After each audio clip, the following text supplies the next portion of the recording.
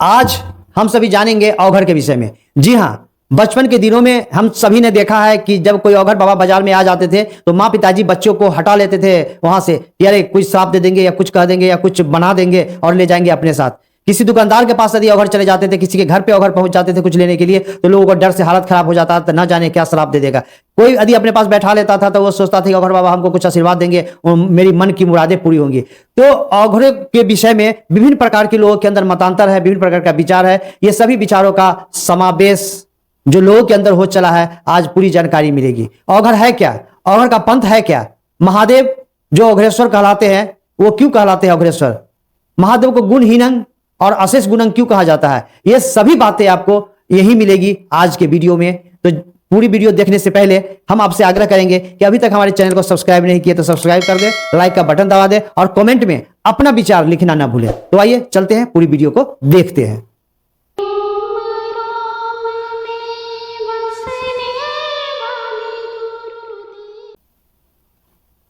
और आज के वीडियो के लिए हमने सहारा लिया है आओ चले शिव की ओर पुस्तक का, जो पुस्तक आदरणीय हमारे साहब श्री, परम आदरणीय हमारे साहब श्री बड़े भैया ने इसे लिखे हैं। तो आइए, पृष्ठ संख्या 49, अघोरेश्वर महादेव।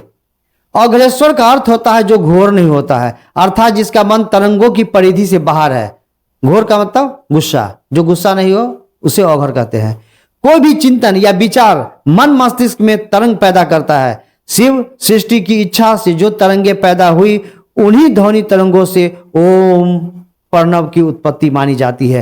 स्पष्टतः इच्छाएं मानसिक तरंगों का रूप है। शिव को अघोरेश्वर की उपाधि से विभूषित किया गया है, यानी संसार में कोई अघोर है तो वो शिव है।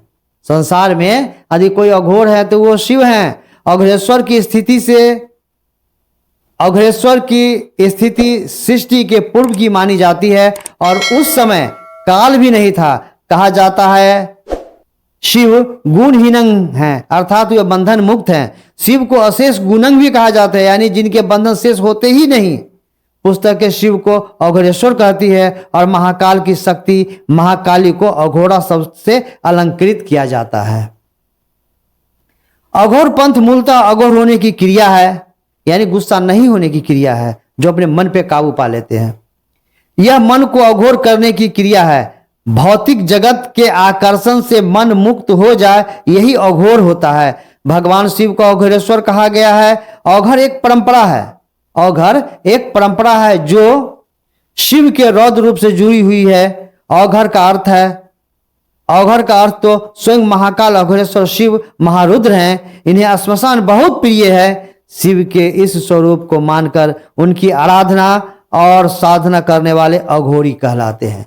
शिव के इस रूप को मानकर जो साधना करते हैं उन्हें अघोरी कहलाते हैं, अघोरी कहा जाता है। अघोरी के लिए अघोरेश्वर मुख देव हैं, जिसके मुख से समस्त तंत्रों का सार निकलता रहता है। जो शिवत्व को अपने अंदर स्थापित कर सदाशिव आनंद से युक्त होकर अपने आप में लीन रहता है, वही अघोरी है।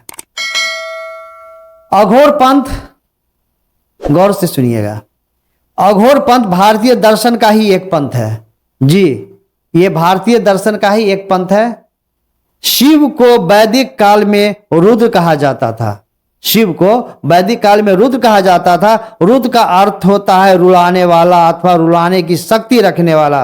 रुद्र शब्द का एक और अर्थ ग्रंथों में है, जिसमें कहा गया है कि रुद्र दुखों से मुक्ति देते हैं। रुद्र दुखों से मुक्ति देते हैं। रुद्र के बारे में वेदों में उल्लेख है कि वह मृत आत्माओं के सरदार हैं। मृत आत्माओं का निवास स्थान श्मशान माना जाता है। कपालिक और श्मशान साधना तथा अघोर साधना एक ही क्षेत्र की कड़ियां हैं। तीनों में समानताएं हैं, किंतु कहीं कहीं हल्का भेद मिलता है। हम जानते हैं कि शिव का एक नाम कपाली और अघोर भी है। यह भी ज्ञात है कि शास्त्रों में शिव को श्मशानी भी कहा जाता है। कर्नाटक राज्य के मैसूर नामक स्थान में इंथेरी के एक मंदिर में शिव की पूजा अघोरेश्वर के रूप में होती है। सर्वाधिक अघोरी पश्चिम बंगाल और असम में पाए जाते हैं। वैसे अजमेर, मेरवाड़ा, बरार, बिहार के बेतिया आदि जगहों में भी इनका बाहुल्य था। ऐतिहासिक दृष्टि से चीनी यात्री ह्वेन सांग ने अपने यात्रा वृत्तांत में लिखा है कि अघोरी माला धारित करते हैं। वो शरीर में चिताभस्म, सिर पर जटा और बाएं हाथ में कपाल धारित करते हैं और उनके दाएं हाथ में घंटी रहती है जिसको हिला हिलाकर हे शंभु भैरव, हे कालीनाथ की गर्जना करते रहते हैं। मालती माधव नामक पुस्तक में भावभूति द्वारा अघोर तंत्र के पंजे से मुक्ति की चर्चा मिलती है। प्रबोध चंद्रोदय नामक पुस्तक में कपालिक प्रेत का उल्लेख मिलता है। इतना तक तो हम लोग जान गए, अब आगे बढ़ते हैं। अघोर पंथ में दीक्षा की विधि और मंत्रों को गोपनीय रखा जाता है। प्रथमतः गुरु द्वारा शंख ध्वनि बजाई जाती है, जिसके साथ दूसरे वाद्यंत्र बजाए जाते हैं और भजन गाए जाते हैं। उनकी मान्यता है कि आदमी की खोपड़ी के पात्र में भोजन और जल पीने से असाधारण शक्ति मिलती है। उनकी मान्यता है। अघोर तंत्र के व्यवहारिक पक्ष में भक्ष अभक्ष का कोई महत्व नहीं माना जाता है। यहाँ मांस भक्षण और मदिरा पान को भी निंदनीय नहीं माना जाता है। कुछ साधुओं के अनुसार श्मशान क्रिया के द्वारा भूत, पिशाच, डाकनियों को वश में किया जा सकता है। इसमें आश्चर्यजनक सिद्धियों की सिद्धि प्राप्त की जा सकती है। इसलिए कुछ साधक सिद्धि प्राप्त करने के उद्देश्य से घोर साधना करते हैं और काल भैरव तथा काली की उपासना करते हैं।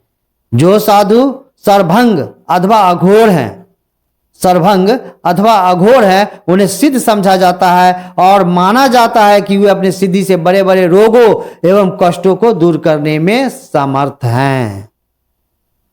बिहार राज्य के सारण, यानी आजकल का जो छपरा है उसे पहले सारण कहा जाता था, तो बिहार राज्य के सारण, छपरा एवं चंपारण, मोतिहारी बेतिया, जो पहले चंपारण था मोतिहारी बेतिया हो गया, कि इस संप्रदाय को सर्वभंग संप्रदाय कहा जाता था। अघोर या सर्वभंग मत के सिद्धांत, साधना एवं व्यवहार पक्ष से संबंधित बातें अर्थवेद के मंत्रों में मिलती है। विद्वानों की राय में सर्वभंग मत का निकटतम संबंध शैव मत की सख्त तथा तांत्रिक शाखाओं से है। शैव मत का परस्पर संबंध ऋग्वेद के रुद्र से है। ऋग्वेद के रुद्र से है। रुद्र मतलब अभी हम लोगों ने जाना है कि रुद्र का मतलब होता है रुलाने वाले देवता। श्वेताश्वर उपनिषद में रुद्र एक प्रमुख देवता के रूप में प्रतिष्ठित किए गए हैं और उन्हें शिव, पशुपति आदि नामों के अलावा गिरीश, गिरित्र एवं अघोर कहा गया है। सर्वभंग अथवा अघोर मत के अनुयायी इस उपनिषद मंत्र या ते रुद्र शिव तनुर्घोरा पाप काशिनी अर्थात शिव का शरीर अघोर है का हवाला देते हैं और अघोर मत के इस मंत्र को अघोर शब्द से संबंध से जोड़ते हैं। अघोर संप्रदाय के प्रमुख संत थे श्री योगेश्वराचार्य। अघोर संप्रदाय के प्रमुख संत थे श्री योगेश्वराचार्य। वे चंपारण यानी मोतिहारी के निवासी थे। उनके गुरु श्री अलखानंद थे। इस परंपरा में उल्लेखनीय नाम गिरनार के साधु कालूराम जी का है, जिनके प्रसिद्ध शिष्य हुए बाबा कीनाराम जी, जो उत्तर प्रदेश के चंदौली जिले के थे। बाबा कीनाराम की प्रसिद्धि के कारण उन्हें द्वितीय महेश्वर कहा जाता है। बाबा कीनाराम को इतनी प्रसिद्धि मिली कि उन्हें द्वितीय महेश्वर कहा जाता था और लोग उनका नाम न लेकर सम्मान से श्री सरकार शब्द से संबोधित करते थे। लोग कीनाराम बाबा को नाम नहीं लेते थे और श्री सरकार शब्द से संबोधित करते थे। समाज द्वारा अघोर पंथ को स्वीकार नहीं किया जाना स्वाभाविक है। समाज के द्वारा अघोर पंथ को स्वीकार नहीं किया जाना स्वाभाविक है, इसलिए इनकी संख्या नगण्य हो चुकी है। वैसे यदा कदा मात्र वेशभूषाधारी अघोर मिल जाते हैं। हम सभी भी देखते हैं कि राह चलते हुए या कहीं इस शहर उस शहर जाते हैं तो कोई भेषधारी अघोर मिल जाते हैं, जो विभिन्न प्रकार का वस्त्र पहने रहते हैं या बिना वस्त्र के भी होते हैं या कम वस्त्र के होते हैं। माला रहता है, जटा रहता है और कुछ अलग प्रकार का वेशभूषा जैसे कि डरावना लगे उस तरह का वेशभूषा बनाए रहते हैं। और बहुत से सभ्य लोग उनसे मिलना या बात करना नहीं चाहते। सभ्य यानी कोई भी लोग, सामान्य लोग उनसे बात करना नहीं चाहते हैं, उनसे मिलना नहीं चाहते हैं। किसी के दुकान पे घर में आ जाता है तो कुछ भिक्षा के रूप में दे करके उनको यथाशीघ्र विदा कर दिया जाता है। तो आज हम सभी ने जाना कि अघोर पंथ है क्या, ये कहाँ से आया। तो अघोरों के विषय में हमारी ये जानकारी जो उपलब्ध हुई है वो हमारे साहब श्री के द्वारा उपलब्ध कराई गई है, जो आओ चले शिव की ओर पुस्तक में है। आप इस पुस्तक को पूरा पढ़ें, बहुत सारी जानकारी यहाँ है, आपको निश्चित रूप से प्राप्त होगी और इस पुस्तक को पढ़ के आप बहुत कुछ जान पाएंगे, समझ पाएंगे, तभी तो लोगों को बताएंगे, समझाएंगे कि शिव मेरे गुरु हैं। तो आइए फिर मिलते हैं किसी अन्य वीडियो में, तब तक के लिए आप सभी को प्रणाम, नमस्कार, वंदे मातरम। और हाँ, मेरे इस चैनल को सब्सक्राइब जरूर करेंगे, लाइक करेंगे और कमेंट में जाके अपना विचार जरूर लिखेंगे।